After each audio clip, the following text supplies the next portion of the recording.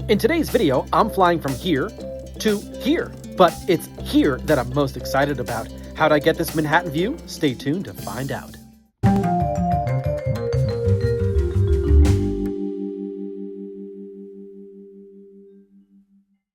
I'm headed north to go south.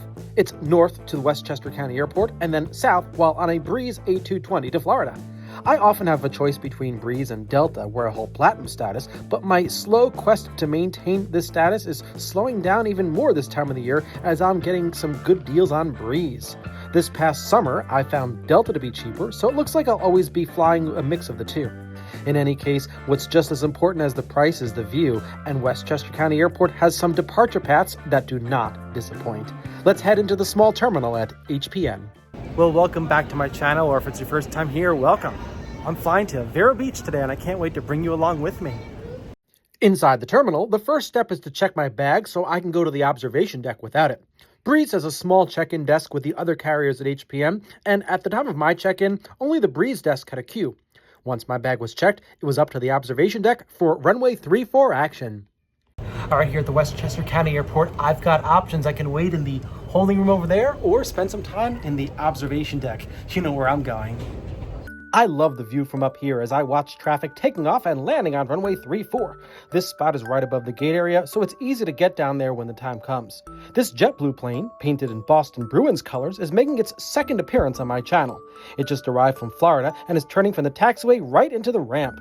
Our Breeze A220 will be pushing back from the ramp onto the taxiway when the time comes.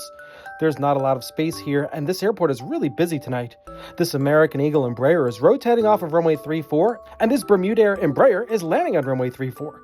Just like that A320 of JetBlue, this plane goes directly from the taxiway right onto the ramp. That seems like an interesting airline. Like Breeze, it's brand new and offers flights to and from, you guessed it, Bermuda. The night my flight was scheduled to leave was one of the busiest nights at HPN. There was a ground delay program in effect, and my flight was delayed nearly 3 hours, which was eventually reduced to around 1 hour. Right after a major holiday, planes were going everywhere. This private plane was headed all the way to Kuwait City. Well, that, of course, was a great experience in the observation deck, but I do have a flight to catch, and I'll be boarding a Breeze A220 very soon. We are delayed tonight about 1 hour due to GDPs into HPN. Let me tell you, this is a really, really busy night here at the airport, but it's worth it because I can't wait to get on that A220. Well, as you can see, I've chosen a seat on the leftmost side of this seat array, and on the aircraft tonight, my seat is on the left-hand side, an A seat. Why? Because I'm expecting radar vectors to the white intersection, and if we get good radar vectors, we'll have a very good view of Manhattan on the left side of the plane. Well, as much as I really like it up here and I wish I could board from up here, I have to head down to the holding room. I don't want to go down there. Here's the departure board. I'm on Breeze flight 914. I'm done with TSA and downstairs now. Rather than wait in the holding room itself, I headed to the gate. I needed a window to watch my plane land from Vero Beach. And here it comes, operating as flight 915, landing on runway 34. I'm glad I found this window. After vacating the runway and turning back on the taxiway, it's now approaching the gate. This plane has a tail number of November 218 Bravo Zulu, and for some reason it has a white nose cone. Typically, the nose cone is the same color as the rest of the plane, so I don't know why this one is white. Delta and JetBlue planes have white nose cones on their A220s matching their planes. I wonder what happened here where the plane needed this nose cone. All right, let's board this A220 to VRB. Yes, there's Wi-Fi aboard. Today I'm taking a seat way in the back of the plane. As long as I'm not over the wing, I'm happy. And the price was better for the seats in the back. And as I explained earlier, it was mandatory for me to be on the left side of the plane. Good evening, ladies and gentlemen. Welcome aboard Breeze Flight 914, nonstop service to Vero Beach. Apologize for the delay. There were some air traffic control issues coming into New York for the inbound flight that delayed the departure coming in here. We'll be on our way in just a couple of minutes. My name is Glenn. I'm the captain. Taking us down will be my first officer, Jake. And here in the cabin, we got 3 of the best flight attendants. Breeze has the offer. I have Justice up front. And we have Akima and Jillian in the back. They're primarily here for your safety. However, if there's anything we can do to make your flight more enjoyable, please let us know. Time from takeoff to touchdown, 2 hours, 36 minutes. It should be mostly smooth. There may be a few bumps around the Virginia and North Carolina area. We'll do our best to keep it smooth for you all the way in. Once again, welcome aboard and thank you for flying Breeze. There goes the seatbelt sign. Please sit down and buckle up. Thanks. We're all set for pushback. Today, we'll be using the call sign Moxie 914. By the way, the area code for Westchester County is 914, so I'm pretty sure that was intentional. All checklists in the cockpit are complete, the cabin is secure, so it's time to call ground control for clearance to push back onto taxiway Alpha. Ground Moxie 914, gate 2, ready for pushback with Echo. Moxie 914, Westchester ground, push approved. Push approved, Moxie 914. Good evening. Welcome aboard Breeze Airways. Our flight crew today is Captain Glenn and First Officer Jacob. My name is Justice, and I'm assisted by Kemma and Jillian in the main cabin today. We're excited to have you on board and look forward to serving you. Our flying time to Vero Beach is scheduled for 2 hours and 36 minutes. Please direct your attention to the flight attendants in the cabin as we provide important safety information about our flight. There is a passenger safety information card located at each seat. Please follow along as we point out some of the safety features of this A220 aircraft. In preparation for takeoff, please ensure that your seatbelts are fastened, tablet holders, tray tables, and seat backs are in the upright and stow positions, carry-on items are properly stowed, window shades are open, and smart electronics are placed in airplane mode and secured. Please stow your footrest and lower your headrest. To fasten your seatbelt, place the metal tip into the buckle and pull the tight in the strap so it is low and tight across your lap. To open the top flap of the buckle, seatbelts must be fastened anytime the seatbelt sign is illuminated. All of our flights are non-smoking. This includes e-cigarettes and vaping. Federal law prohibits tampering with, disabling, or destroying laboratory smoke detectors and drinking personal alcohol brought aboard the aircraft. We're now in position, blocking taxiway Alpha. The tail end of the plane is actually beyond the taxiway, but the main gear is on the pavement. Once the tug is removed and the engines are started, we call ground control for taxi instructions to runway 34. Ground Moxie 914, ready to taxi. Moxie 914, Westchester ground, runway 34, taxi via Alpha, cross runway 29. 34 via Alpha, cross runway 29, Moxie 914. Start on taxi to 34. The instructions are to take taxiway Alpha and to cross the crossing runway, runway 29. This will lead to the beginning of runway 34, which we can only enter once the local controller tells us to do so. Since most planes are using runway 34, the local controller has to ensure a gap in arrivals in order to have us enter the runway for takeoff. And there must not be an arrival too close for us in order to go onto the runway. As we head down taxiway Alpha, we see another Breeze A220. This flight just arrived at Westchester from Daytona Beach, a brand new route. We're going to switch over to the tower frequency for now, where JetBlue Flight 1294 from Orlando is about to check in for landing.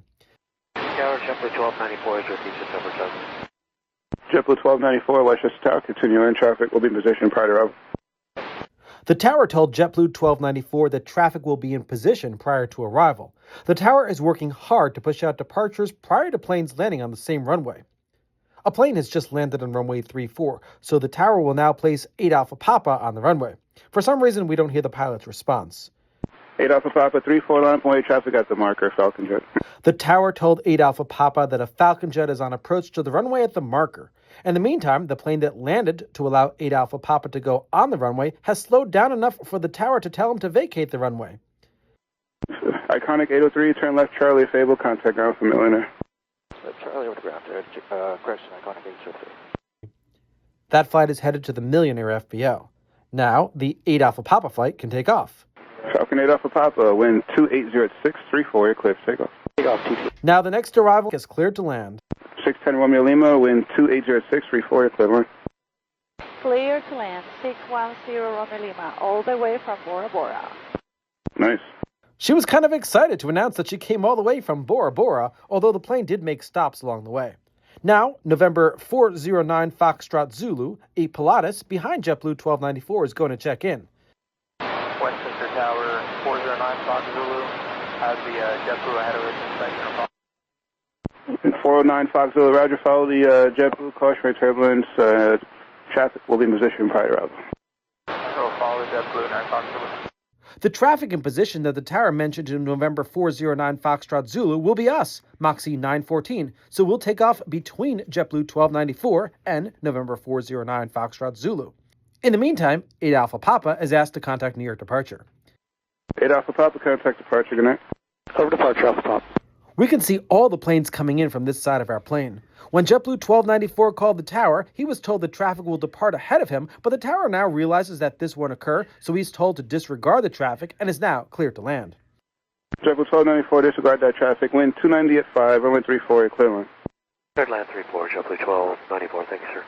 Now the plane from Bora Bora is asked to vacate the runway. 610 Romeo Lima, where are you parking? Signatory. Roger, right one able and contact her. Okay, right one able and all after overground. That's our traffic. As soon as that plane lands, we'll be told to line up and wait on the runway, and you can see the next plane behind it. That means we need to be very, very quick. Moxie 914, Tower 34 line up, might be ready, traffic 2.5 south Pilatus. 34 line up and wait, Moxie 914.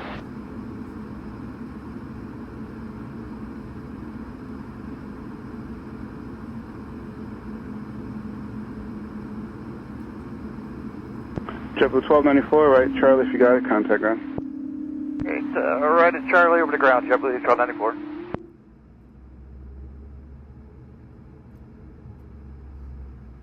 Moxie 914, wind 2905, 34, clear for takeoff. 34 clear for takeoff, Moxie 914. 9er Fox Zulu, 34, clear land, caution for turbulence. Clear land 349 Fox Zulu. JetBlue 814, number 2, following the Pilatus, wind 290 at 5, runway 34, clear line. Number 34 clear to land. Number 2 behind the Pilatus, responded all the way up 814.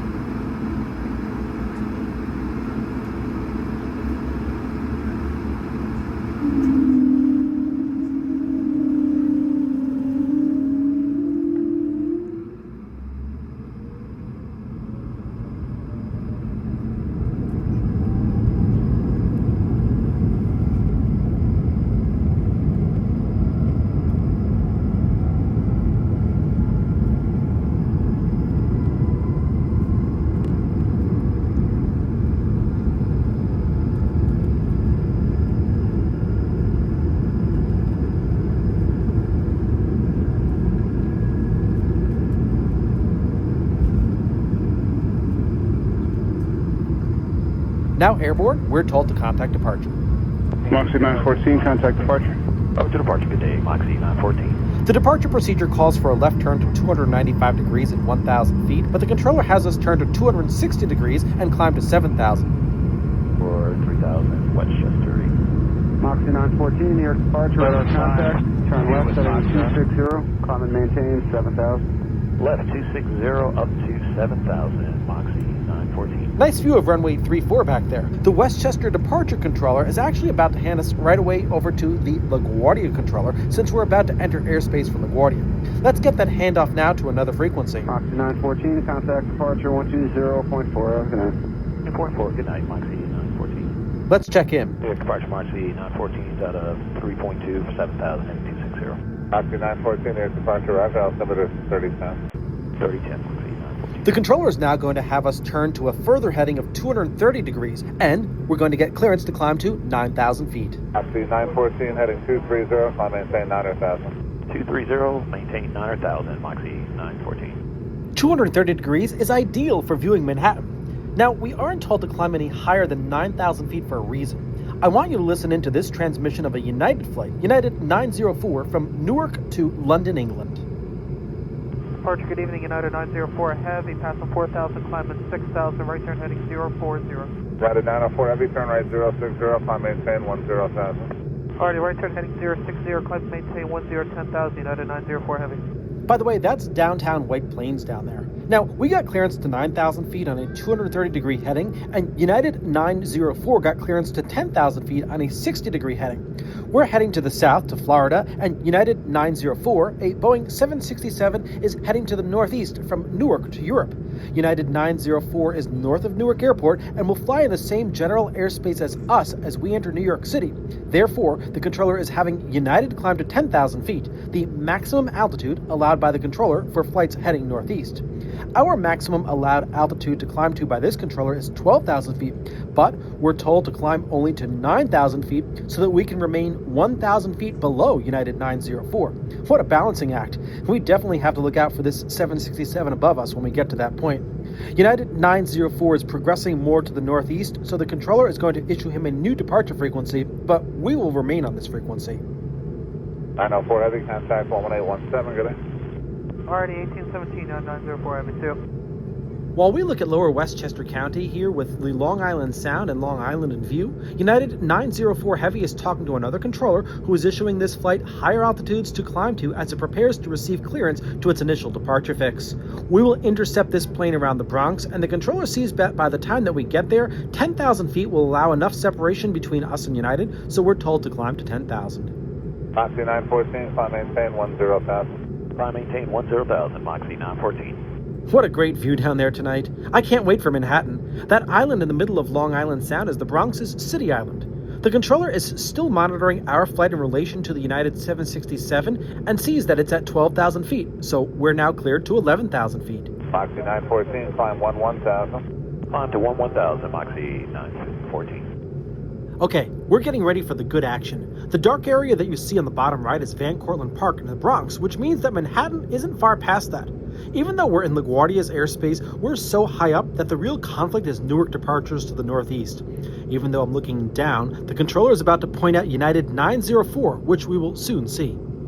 Moxie 914, traffic 12 o'clock, 3 northeast, bound a heavy 76 at 12,000. Have the 76 inside, Moxie 914. The 767 is right in front of us, heading northeast at 12,000 feet. There it is. That's the reason for our stepped climb. What a thrill it is to be able to see this aircraft from here. It's on its way to London, we're headed to Vero Beach, and the island of Manhattan is right outside the window on the left side of this A220. We can now climb to 12,000 feet, get warned of the wake turbulence from the 767, and get handed off to the next controller. Moxie 914, climb maintain 12,000, caution wake turbulence. Climb maintain 12,000, Moxie 914. Moxie 914, contact departure 120.85, good night. 2085, good night, Moxie 914. That's it for ATC in the climb. We'll resume ATC on the approach. For now, enjoy this stunning Manhattan view as we get vectored to our departure fix.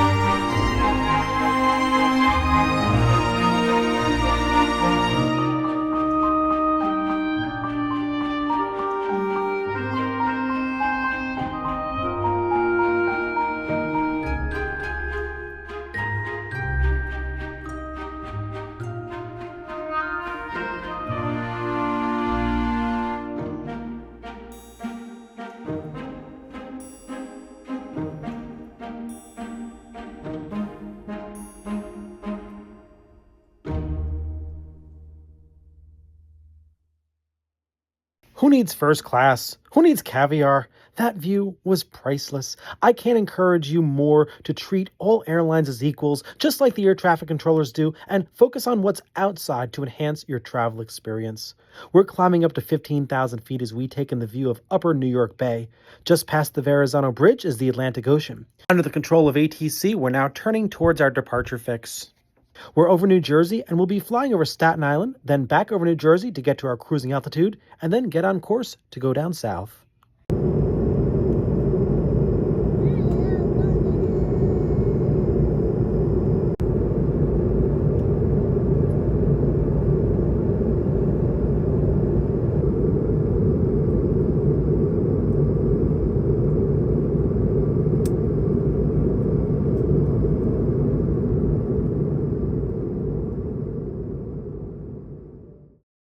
It's time for a message from the sponsor of today's video, Exter.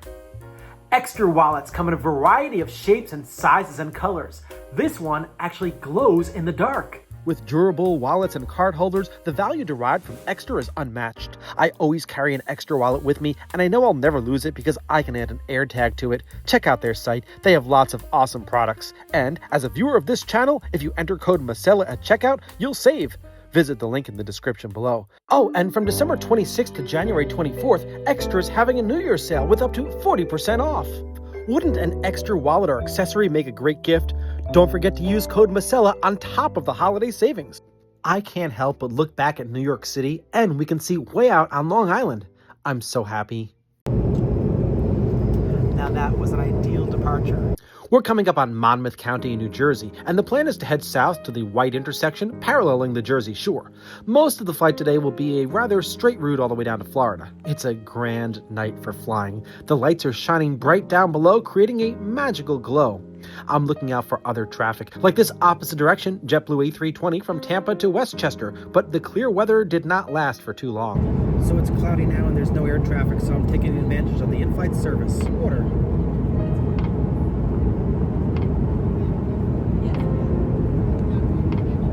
Above the clouds, I saw an Air Canada A330 headed from Fort Lauderdale to Montreal. Next up, an American 737 from Miami to Baltimore. Eventually, the clouds broke and I was able to see Wilmington to the east. This flight will be hugging the shoreline for the remainder of the flight. Here we see Myrtle Beach, and shortly after that we headed out over the water with the land only visible from the right side of the plane. We're going to move forward to the approach and landing of Moxie 914, and in terms of airspace, this approach will be completely different than the departure. Our flight will be the only aircraft on approach and landing, so there will be zero conflict with other planes. This flight was supposed to land at 10:37 p.m., but landed at 12:12 a.m. because of the inbound arrival delay back at Westchester. We've been descending via this center, and are about to check in with Palm Beach Approach Control's Vero Beach sector. The plan is to land on runway 30 left in Vero Beach tonight. Let's check in. Palm Beach Approach, Moxie 914 out of 900,000 for 6,000 on the heading of 198. We have current weather 0. Moxie 914 Palm Beach, thanks for that. The altimeter 3018, and you can expect visual approach unless you have approach request. We would like to do the RNAV 30 left for Moxie 914. 914, no problem. I'll have a heading towards the approach fix here in just a second. Roger that. We're descending to 6,000 feet parallel to the shoreline off to the right side of the plane. The controller told the pilot to expect a visual approach to runway 30 left, but the pilot came back requesting the RNAV approach to runway 30 left. That's fine by the controller. The RNAV approach will take our A220 over Hula, a fixed 12.1 nautical miles northeast of the airport. Once we get to Hula, we'll fly a heading of 208 degrees to Puma, where we'll turn right to 298 degrees, which will align us with the runway. The controller is now going to clear us directly to Hula and descend us to 3,000 feet. Moxie 914, clear direct to Hula. It's the north key fix. You can join the approach course inbound. Going to maintain 3,000. Okay, down to 3,000, said direct to Hula for the initial approach fix, Moxie 914. While approaching Hula, the controller cleared us for the RNAV approach to runway 30 left. Moxie 914, you're 4 miles from Hula, cross Hula at or above 2,000, cleared for the RNAV runway 30 left approach, Vero Beach Airport. Okay, cross Hula at or above 2,000, cleared for the RNAV 30 left approach to Vero, Moxie 914. The controller is now going to tell our flight that there is no traffic between us and the Vero Beach Airport. That's not a surprise considering the time. Now, at the airport itself, the airport control tower is actually closed for the night, so the controller will ask the pilot to cancel the IFR flight plan either on the ground or on this frequency now. The pilot will wind up canceling the flight plan on this frequency. The pilot also says that he's going to switch over to the Common Traffic Advisory frequency. 914, there's no traffic between you and the Vero Beach Airport. Report IFR cancellation in the air on this frequency or on the ground via 127.45. Okay, we'll report 27.45 on the ground or this frequency in the air, Moxie 914, switching over to Common Traffic Advisory. 914, thanks. Just don't forget to cancel. I'll be standing by. Change advisory frequencies approved. Roger that. The common traffic advisory frequency is the same frequency as the control tower, but the control tower closes at 9 p.m., so after 9 o'clock, pilots need to self-announce their position on that frequency, giving updates to where they are. Anyone else on the frequency needs to be listening in, and based on this, aircraft must have situational awareness and maintain safe separation. But at this time, after midnight, there is no traffic at all at the Vero Beach Airport, so there are zero conflicts. Before a pilot switches over to the advisory frequency, he checks back in with the approach controller to cancel his flight plan. Palm Beach approach, Moxie 914. We have the airport in sight. We'll go ahead and cancel at this time. Moxie 914, thanks so much. Appreciate it. Have a great night. For cancellation is received. Change advisory frequencies approved. Take care. All right. Good day. Okay, it's time to check in with the Vero Beach traffic advisory frequency. Vero Beach traffic, Moxie 914 is at Hula for RNAV 30 left, Vero Beach. Traffic Vero Beach, please advise. The pilot mentioned the airport name twice as per procedure and said that he was at Hula for the RNAV approach to runway 30 left. He asked for any traffic to advise, but there's no one else out there. The heading of the plane is 208 degrees as we head to Puma, where we'll turn right directly toward the runway. Now, this is a self-announced frequency, and the pilot will come back on the radio at Puma to let everyone know who's listening that we're at Puma. If there were other planes on the approach or other planes waiting to use our runway for takeoff, they would come on the radio and state their intentions and either execute them or wait, depending on their relationship to us or other traffic in the pattern or on the ground. This requires very careful listening skills, but again, tonight it's super quiet and we basically have the airport's airspace and surface all to ourselves. I can't wait for the right turn at Puma because the airport is off to our right and I can't see anything but ocean from this side. Once we turn right toward the runway, we'll be able to see the Florida shoreline looking south toward Fort Pierce. Our final heading will be 298 degrees, which means that we will intercept the shoreline at a diagonal since the runway is at a diagonal to the shore. Many of the airports in South Florida have east-west runways, so flights approaching from the ocean intercept the shoreline at a right angle. Once we turn, you'll see how we are at a diagonal, and when on final approach, you'll also see how we're diagonal to the city's grid system, whose blocks run east-west and north-south. That's always a great way to determine which way you're traveling in. Always take note of grid systems in cities, because in most cities, plans have streets that run north-south and east-west. We're about to start the final right-hand turn as published, and under the wing we'll finally be able to see the lights of the shoreline. Even though we didn't get to see the Florida coast on the right side of the plane for most of the descent, I'm not jealous of those on the right side. They all missed out on that amazing Manhattan view earlier. There goes the shoreline at the southern end of Indian River County and the north end of St. Lucie County. Like the nice conditions in New York, conditions are ideal for landing. The approach controller had initially offered a visual approach to us, but the pilot wanted to fly an RNAV approach tonight. I'm pretty sure he can clearly see the airport from up here tonight, however. We'll be on the runway really soon. We're coming up on the fix Puma, which is 10.5 miles away from the runway. Once at Puma, the pilot is going to check back with the advisory frequency to announce his position. Again, there is no one else on this frequency, and there are no traffic conflicts. Vero Beach traffic, Moxie 914 is Puma inbound, 30 left, Vero Beach. The pilot will make one more announcement on the frequency on final approach just before landing. After Puma, the plane descends below 2,000 feet toward the runway. We'll only be over the land for the last 2 minutes of the flight. First, we'll fly over the Barrier Island, then the Indian River, which is part of the United States Intercoastal Waterway System. Then we'll be over the mainland for the remainder of the flight all the way down to the runway. During daylight hours, this can get quite busy as there are many flight schools at the Vero Beach Airport using the airport's 3 runways on a regular basis. And in the winter months, general aviation traffic really picks up. Breeze has increased its service significantly at Vero Beach too. Breeze has 7 destinations from here, with the most popular being the route that we're on right now. There's a lot of people going between the Northeast and Vero Beach these days. This A220-300 is all set to land. All passengers are seated, and the gear is about to go down. We can move along at our own pace since we don't have to worry about fitting in between other planes. Whatever the pilot needs to accomplish for landing speed can be done when he's ready. Up ahead, 7,314 feet of asphalt awaits us. There are actually 3 runways at this airport, a parallel runway to ours, and a runway that crosses ours, but they're shorter. We'll be using the longest runway for landing tonight. We're actually coming up on another waypoint, Zorro, which we cross at 1,500 feet. The pilot does not mention this on the radio to anybody. He'll, however, come back one last time while on final approach to let everyone know we're about to land. After Zorro, we simply continue straight on down to the runway. The elevation of the airport is just 24 feet above sea level.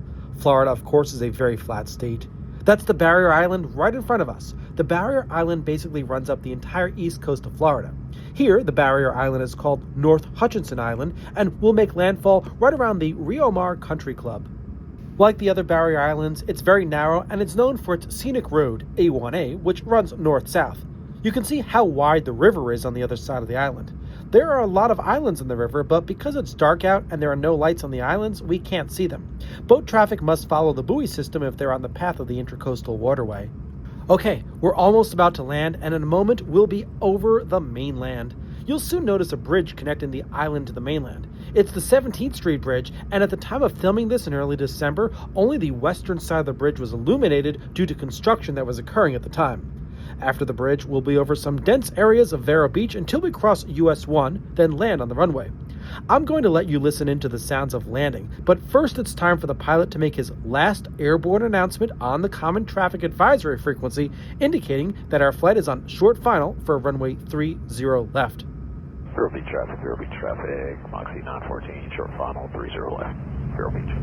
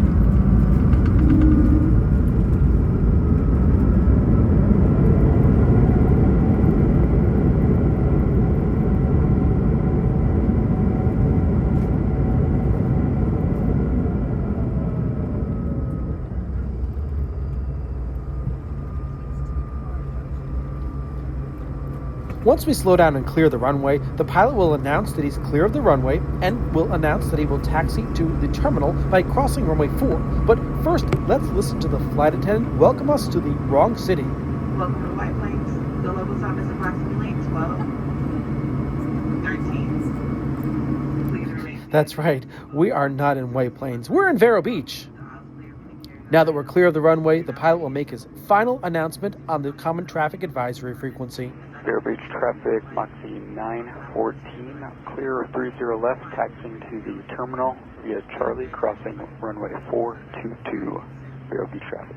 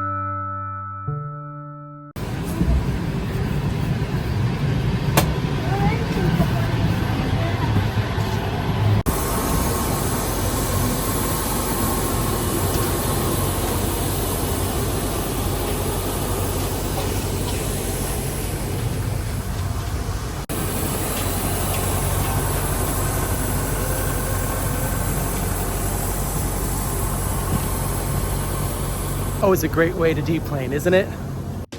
What a wonderful flight that was. I'm just so happy I sat on the left side of the plane for that Manhattan view. Deplaning here at the Vero Beach Airport is pretty awesome, and it's all outdoors. Not only do you get off the plane in the great outdoors, baggage claim is also 100% outside. Well, it's now time to end this video. If you haven't done so already, I invite you to like this video and subscribe to this channel. I'll leave you with some footage of the same plane the next morning on its climb from Vero Beach on its next flight.